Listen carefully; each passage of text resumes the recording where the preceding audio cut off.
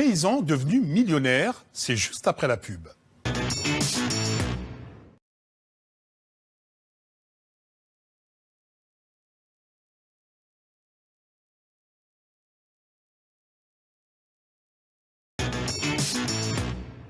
De retour sur le plateau de Réussite, en compagnie d'Amin Youssouf, le cofondateur de la plateforme Afrobytes, et de Diarra Ndiaye.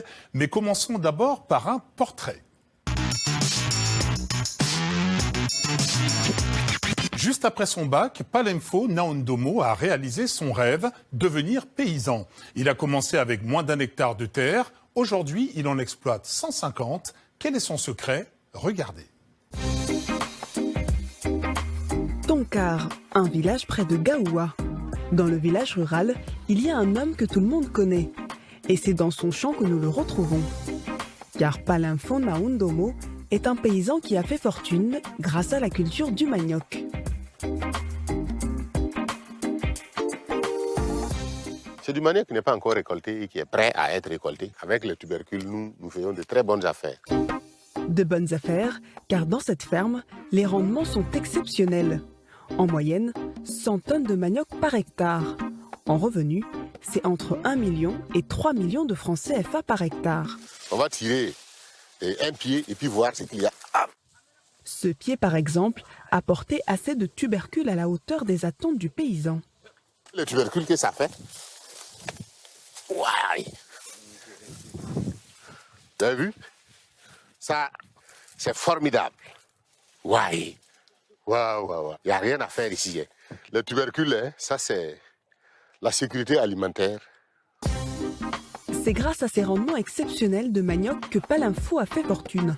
Chaque année, il réalise entre 100 et 200 millions de francs CFA de chiffre d'affaires. Pour lui, le manioc, c'est tout simplement un secteur d'avenir qui pourrait changer la vie de milliers d'autres paysans. C'est au moins un élément clé aujourd'hui qui permettra au monde rural d'avancer et d'aller de l'avant. Et sortir de la faim et de la pauvreté. Il n'y a pas une culture où le producteur peut s'en sortir avec 1 million à l'hectare si ce n'est pas le manioc. Et si le manioc est autant rentable, c'est que le tubercule est très prisé sur le marché burkinabé, mais aussi partout sur le continent africain. Couscous, to, gari, tapioca et surtout atiéké. Le manioc sert à la préparation de beaucoup de plats traditionnels. Avec le manioc, rien ne se perd, tout se transforme, même ses feuilles se mangent. Palemfo l'a compris depuis longtemps et c'est pourquoi il a décidé de miser sur sa culture. On ne jette rien. On utilise les tiges pour le repiquage, on utilise les tubercules pour manger. Même les feuilles, c'est consommable. Amoureux de la terre, c'est une fois son bac en poche que Palemfo a décidé de se consacrer à la culture du manioc. Il a d'abord commencé en 2008 avec 1/4 d'hectare. Aujourd'hui, son domaine agricole s'étend sur 250 hectares. Je vous assure, de 1/4 d'hectare, j'ai racheté tout le site là. On totalise tout, on a autour de 250 hectares. C'est-à-dire tout le temps, on a du maïs, on a tout le temps le manioc, on a tout le temps du riz. Le paysan emploie 35 personnes à temps plein et des centaines de travailleurs saisonniers chaque année. Tu vois ici, la terre n'est pas revenue sur les pieds de maïs. Donc ça veut dire que ça ne va pas échouer, ça ne va pas bien être. Voilà. Oh, pour cette rangée, il faut reprendre un peu. Tu vois ici, il faut un seul côté. S'il a commencé par le manioc, Palemfo cultive aussi du maïs et du riz, souvent dans le même champ. Cela s'appelle de la culture associée. Selon le roi du manioc, c'est l'un des secrets de sa réussite. À chaque mètre carré, on met un pied de manioc. Donc la plantation va se faire ici. On repique là. Comme ça.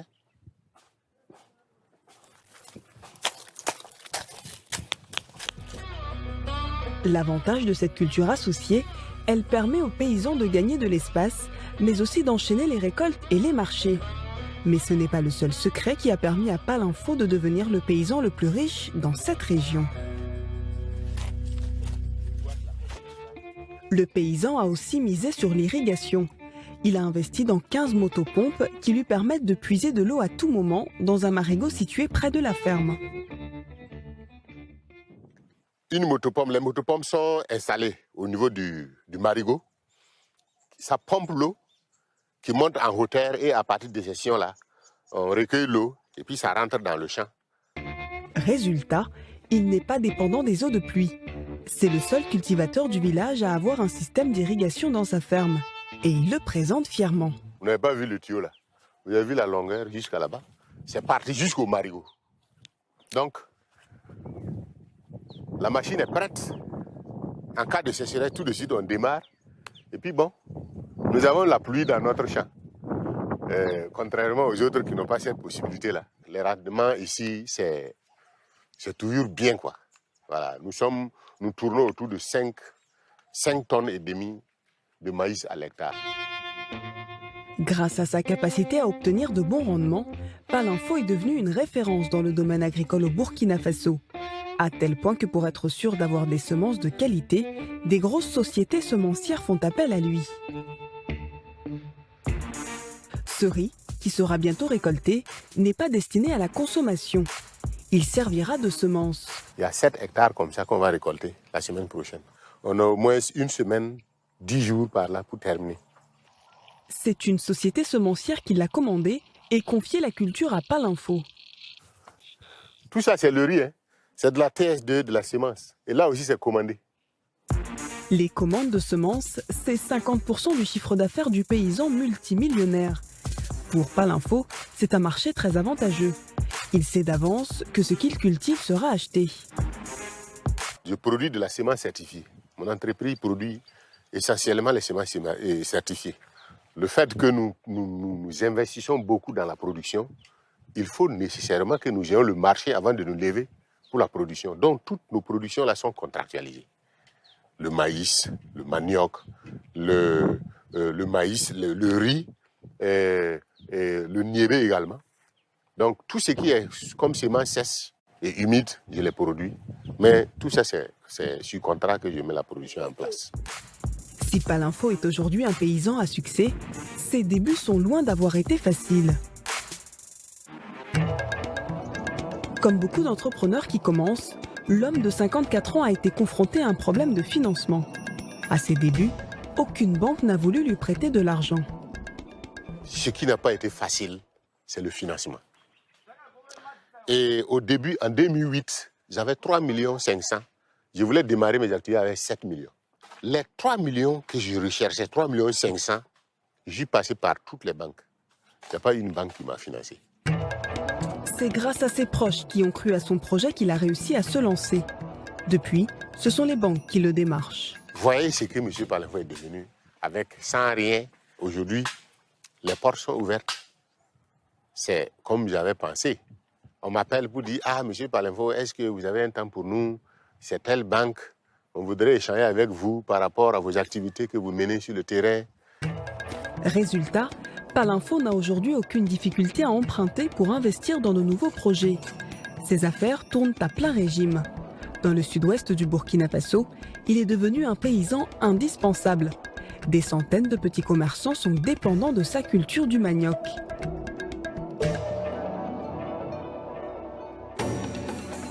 C'est le cas de Madame Biba Sankara. La commerçante a monté sa propre unité de transformation de manioc en atiéké. Elle connaît très bien Palinfo. C'est son principal fournisseur de manioc. Regardez, c'est ça le manioc qui vient de chez Monsieur Palinfo. Tout ça, de là jusqu'ici. Je lui ai acheté 1 600 000 francs CFA de manioc. Tout ce qu'on voit là, ici, autour de moi. Chaque sac contient 100 kilos. Mais les liens entre Biba Sankara et Palinfo ne s'arrêtent pas là. Ils se connaissent depuis longtemps. La commerçante a vu commencer celui qui est aujourd'hui le roi du manioc au Burkina Faso. J'ai commencé à travailler dans le domaine du manioc avant Palinfo. Je partais dans un petit village acheter du manioc. Là-bas, Palinfo possédait une bascule. Moi, j'achetais et c'est lui qui se chargeait de peser le manioc. Il a donc commencé en travaillant pour moi. C'est après qu'il est allé se lancer dans la culture du manioc. La transformatrice encourage Palinfo à investir davantage dans la filière du manioc. Et justement, le roi du manioc a prévu de nouveaux projets. Grâce à l'argent du manioc, le paysan multimillionnaire a pu installer à Gawa cette unité de décortiquage de riz. Dans le sud-ouest du Burkina Faso, personne ne l'avait fait avant lui. Voilà. Là, c'est l'unité de décortiquage de riz. Une mini-rizerie que nous avons mis en place. Donc, en 1 heure, on peut décortiquer 750 à 1 tonne de riz. D'ici peu, il espère tripler sa production en investissant dans une deuxième machine d'une plus grande capacité. Mais ce n'est pas tout. Palinfo a un autre projet encore plus important, se lancer dans la transformation de son propre manioc. C'est aussi sur ce site-là que nous allons que l'entreprise va mettre encore l'unité de production de pâtes à travers le manioc. Tous ces résultats-là sont liés au manioc. Cette machine de transformation du manioc a déjà été achetée et sera bientôt installée. L'objectif du roi du manioc est simple, créer de la valeur ajoutée sur sa production et augmenter ses revenus. Il espère vendre ses produits transformés aux 4 coins du Burkina, comme il le fait déjà avec le manioc, et pourquoi pas dans la sous-région. Amin Youssouf, qu'est-ce que vous pensez du parcours de Palinfo Naondomo? Alors il est excellent, on a un parcours exceptionnel d'un entrepreneur qui a su réinvestir, qui a su innover, qui a su passer à l'échelle, qui a su se moderniser. Donc voilà, on a vraiment une personne qui a une vision par rapport à ce qu'il fait et c'est ce dont on a besoin. C'est ça finalement être entrepreneur, c'est avoir une vision. Effectivement, c'est avoir de la motricité, c'est être en mouvement. Une fois que vous stagnez, ça devient très compliqué. Donc il faut être capable de se projeter. Il a commencé très petit, il s'est agrandi, il est allé voir les banques, il retourne voir les banques. Aujourd'hui, est-ce que c'est un agriculteur? Est-ce que c'est un financier? Il commence à être un financier un petit peu. On sent dans son discours qu'il a intégré complètement toutes ces choses-là. Il est rompu au juridique parce qu'il décide de ses contrats en amont, donc il prévoit vraiment les choses. Donc voilà, on est vraiment sur, je pense, une réussite qui n'est pas prête de se stopper. On parle souvent d'ailleurs de la nouvelle économie dont vous venez d'ailleurs. Quel conseil est-ce que vous pourriez donner à cet entrepreneur? De continuer sur la modernisation. Alors, on a 2 choses en Afrique qui arrivent. D'abord, vous avez ce qu'on appelle l'innovation frugale. Donc, c'est une innovation qui va nous venir d'Inde. C'est plutôt, comme il a montré, des choses assez simples. Et puis, on a l'innovation technologique. Donc là, il faut bien se mettre en tête que l'Afrique fait sa révolution agricole avec des possibilités techniques que l'Inde et la Chine n'avaient pas. On a des smartphones, on a des drones, etc. Donc, on a un potentiel de croissance immense, en fait. On passe tout de suite à la chronique de Diarra.